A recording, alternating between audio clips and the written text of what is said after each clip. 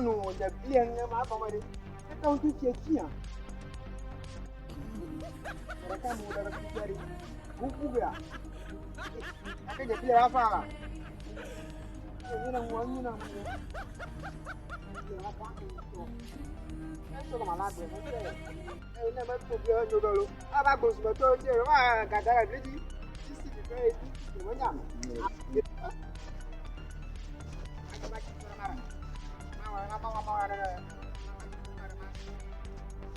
I give a plate of my level.